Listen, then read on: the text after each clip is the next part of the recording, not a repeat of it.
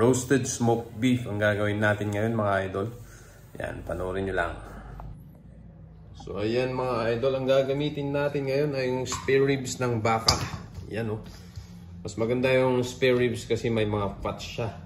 Yan. So, kahit anong parte ng baka pwede nyo gawin mga idol. Basta mayroon siyang fat. May taba. Ayan, yun yung importante. So simple lang yung ingredients natin. Asin at saka paminta. So irarab natin ng asin mga idol. Yan. Yung sakto lang. Panlasa mga idol. Huwag masyadong madami. Ayan. Kasi malasa ang karni ng baka. Ayan. Sa mga mahilig sa karni ng baka. Ayan. Tsaka paminta. Irab natin ng paminta. Ayan.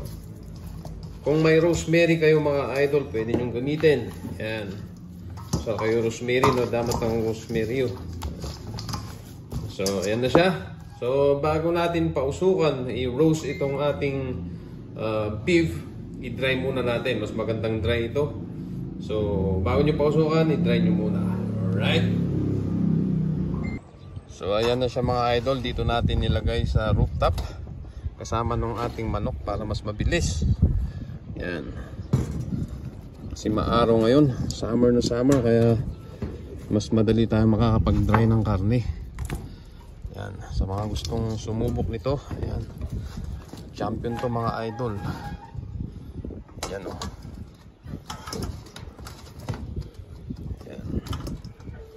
So, i-dry lang natin. Pag na-dry na yan, natuyuan na yan, pwede na. Pwede nating pausukan. So, yan na siya mga idol. Alright.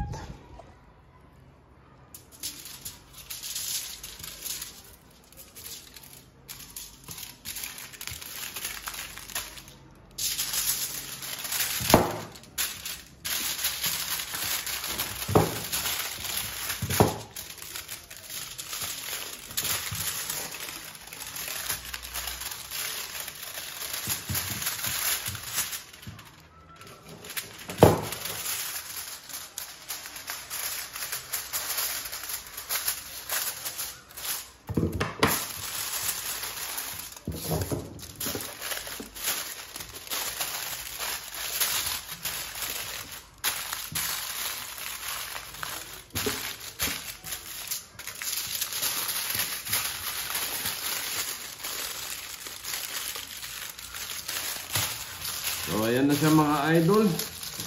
Pwede na nating ilagay sa ating smoker. Alright. Yan na yung beef natin. So abangan ninyo mga idol. Ito yung smoke roasted beef natin. Siyempre yung smoker natin. Daragdagan natin yan mamaya para mas malakas. Alright.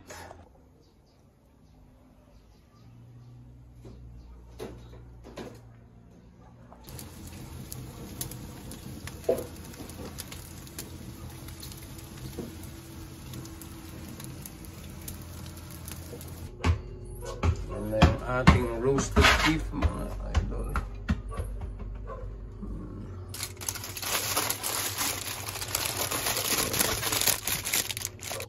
So ayan, tingnan nyo yung taba niya. Yun oh.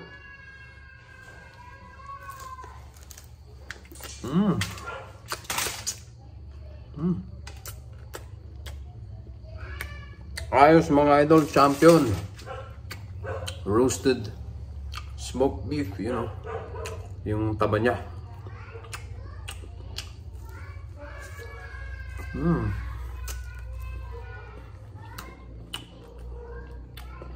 Ayos.